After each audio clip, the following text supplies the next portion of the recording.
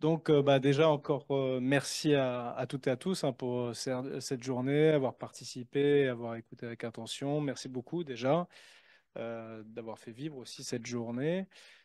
Donc, pour conclure, bon, on a vu différents types d'interventions avec différents objectifs, différents enjeux par rapport à la blessure, l'accompagnement des entraîneurs, les techniques de stress, les compétences émotionnelles. Nous avons vu aussi différentes méthodologies d'approche, donc ça a été assez riche et on remarque bien qu'il y a un enjeu aussi pour les psychologues de la formation et alors, il y a peu de formations en France qui délivrent le titre de psychologue et avec une spécialisation dans le contexte sportif.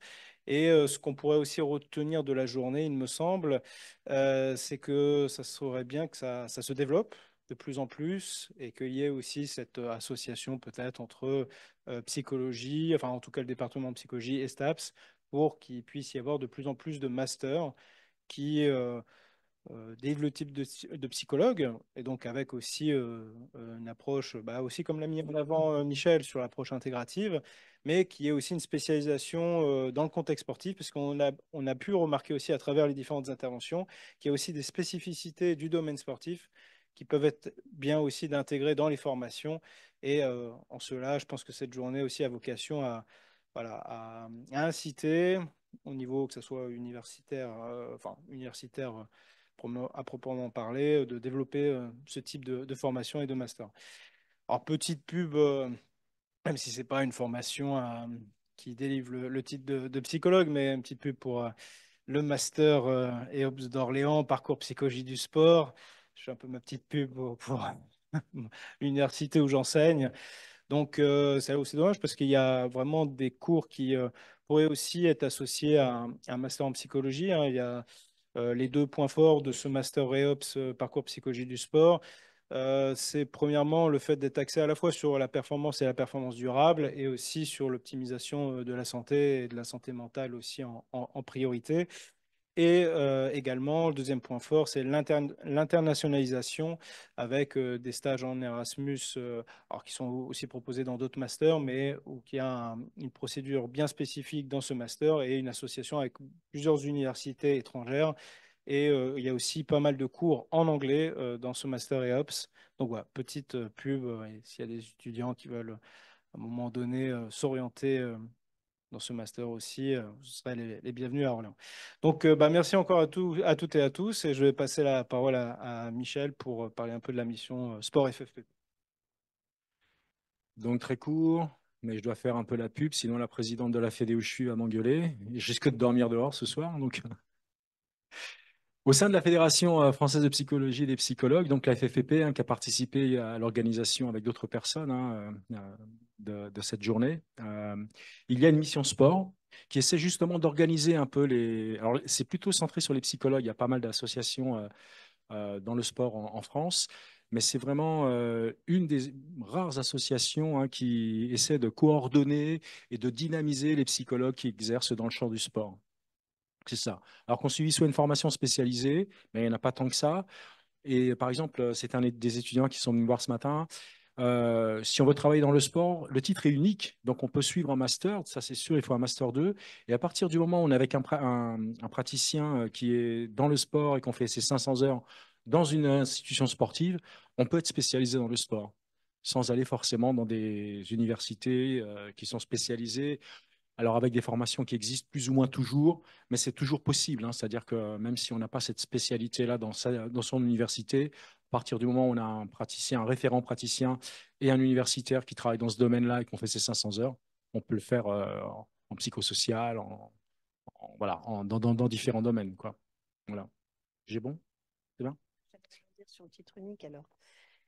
En tout cas, merci d'être resté jusque-là. Est-ce qu'il y a des psychologues dans la salle? Ouais, pas tant que ça, mais c'est merci. Ben, évidemment, les intervenants, vous avez remarqué, tous les intervenants étaient psychologues. Ben, comme quoi, les psychologues peuvent parler aux non-psychologues, et vous avez compris.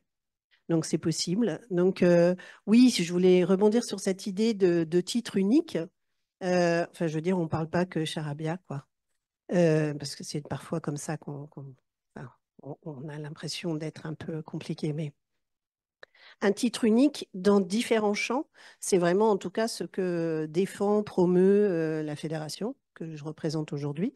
Parce que il y a des psychologues dans le champ du travail, il l'a dit, dans le champ de l'éducation, en prison, police, santé, bien sûr, sport. Donc, et c'était vraiment une journée, enfin, moi j'ai découvert plein de choses, je vous l'avais dit au début, que voilà, à chaque fois, il y a des champs très nouveaux.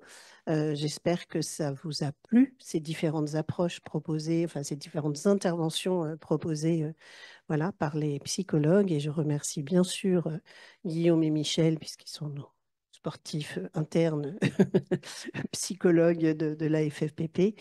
Et je ne le vois plus. Bon, et François, si, ben voilà, il s'est mis dans le... Et François Paco, notre... voilà, celui qui est monté les escaliers, qui descendait avec le micro, etc., qui vient d'enchaîner un marathon de 15 jours avec Saïda, d'ailleurs, à qui je vais laisser l'honneur de conclure, 15 jours de semaine d'information santé mentale. Donc, où il était là le matin, il était là le soir, il était là tout le temps, à Roubaix, à Lille, un peu partout.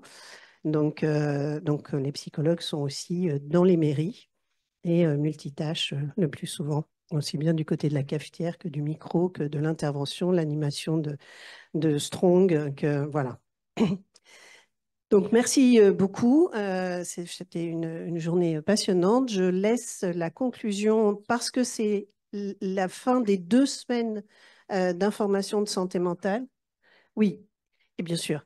Et parce que je l'avais fait ce matin, mais je vais le refaire. À Saïda qui va conclure sur ces 2 semaines. Et bien sûr, il ne reste plus beaucoup d'intervenants, mais je les avais remerciés en introduction et évidemment, je remercie ceux qui sont restés jusqu'au bout d'intervenants. Surtout venus de partout, comme vous avez pu remarquer. Voilà. Merci Gladys.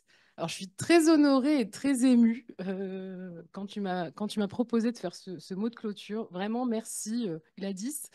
Parce qu'effectivement, les sismes, c'est 2 semaines intenses. Alors, il faut savoir qu'effectivement, les conseils locaux de santé mentale, qui sont des instances d'innovation autour des questions de santé mentale, qui permettent effectivement de mettre en place une synergie avec l'ensemble des partenaires du territoire et pour le coup, sur le territoire lillois, de pouvoir créer ensemble, de pouvoir innover, de pouvoir mettre en place des groupes de travail, etc.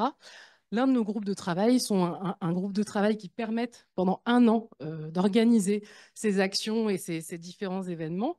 En quelques chiffres, les sismes, cette année, c'est 25 partenaires, 35 actions, 5 actions phares, donc 2 marches, 2 ciné-débats et 1 journée d'études. Alors, quand François, effectivement, m'a parlé de cette idée de mettre en place une journée d'études, je lui ai dit, écoute, on fonce.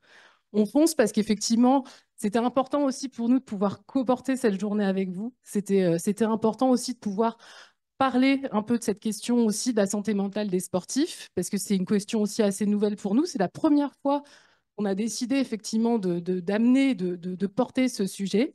Alors, bien avant, effectivement, les JO et bien avant toutes les questions autour des sportifs des JO cette année qui ont évoqué toutes ces thématiques autour du sport, autour de la préparation mentale, autour aussi des questions aussi des troubles psychiques.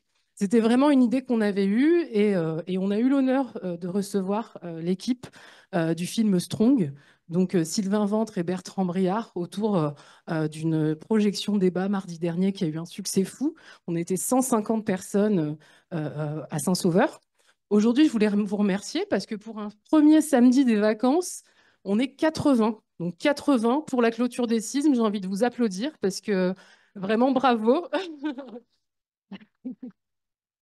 Et on se rend compte qu'effectivement, la santé mentale des sportifs, c'est une question qui intéresse, c'est une question aussi qu'il faudra effectivement développer à l'avenir. Et on est heureux d'avoir pu la toucher du doigt pendant ces sismes. Alors, je voulais aussi remercier la FFPP. Merci Gladys, merci à l'ensemble des bénévoles. Merci aussi à l'ensemble des intervenants pour ces interventions de qualité. Vous venez de partout, vous avez fait le voyage et on est ravis de vous accueillir aujourd'hui à Lille. De Douai, mais il est quand même venu de Douai, mais pas que. on a quand même voilà, des personnes qui sont déplacées d'un petit peu partout. Alors, je vois Montpellier, la Belgique, etc. Donc, merci à eux. Merci d'avoir pris de leur temps, parce que la philosophie des CISM, c'est aussi des actions gratuites, ouvertes à tous, au plus grand nombre. Et effectivement, l'idée, c'est que pour proposer effectivement des actions gratuites, on a besoin de personnes bénévoles, et je vous remercie aussi pour ça. Rapidement, on a pu aussi, lors de ces CISM, présenter un guide, le guide de bonne pratique pour franchir les premiers pas vers une meilleure santé mentale, que le CLSM a coécrit avec l'association Dansons comme des fous. Donc, une association qui fête ses 10 ans. Et pour ses 10 ans, elle a créé un guide de bonne pratique. Donc, un guide qui s'adresse aux personnes souffrant de troubles psychiques, aux professionnels de santé, mais aussi aux clubs sportifs.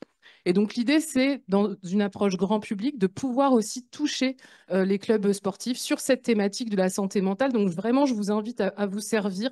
On en a mis à l'entrée, donc n'hésitez pas.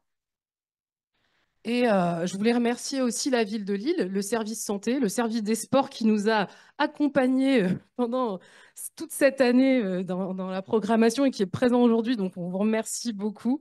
Le PSM, agglomération lilloise, notamment pour nous avoir aidés et soutenus dans la location de la salle, de nous avoir aussi soutenus aussi par rapport au petit-déj, parce qu'effectivement, toute la convivialité a été livrée ce matin par leur service de restauration, donc on les remercie aussi, c'est important. L'université catholique, parce qu'effectivement, on a la chance d'avoir pu collaborer avec eux pour pouvoir avoir cet amphithéâtre dans cette magnifique université que je connais. On a du mal à rentrer. Normalement, c'est prévu. Ils doivent ouvrir les portes, mais on va leur rappeler. Et puis, je remercie Rémi Degrève, qui est notre chargé de mission santé mentale, qui n'a pas pu être là aujourd'hui, mais je le remercie aussi pour toutes les actions qu'il mène avec nous. Et je remercie surtout François Paco, hein, le célèbre et l'unique. Bravo François pour ton investissement et pour voilà, ces 15 jours de CISM, et pas que, parce qu'effectivement, c'est exceptionnel d'avoir un psychologue dans un conseil local de santé mentale. Donc voilà, c'est une richesse pour nous et on a beaucoup, beaucoup de chance de l'avoir. Et puis, on va peut-être teaser le thème de l'année prochaine. Donc, alors le thème des CISM 2025, c'est attendez, je relis mes notes quand même, parce que je ne veux pas vous dire le mauvais thème. Alors, pour notre santé mentale, réparons le lien social. Donc, rendez-vous l'année prochaine avec la FFPP. Hein, le rendez-vous est pris. Et puis, lien social. Lien social. Donc, alors n'hésitez pas à suivre un peu aussi nos actualités, parce qu'on a aussi des réseaux, donc notamment sur le site de la ville de Lille, mais aussi sur le LinkedIn Conseil lillois de santé mentale.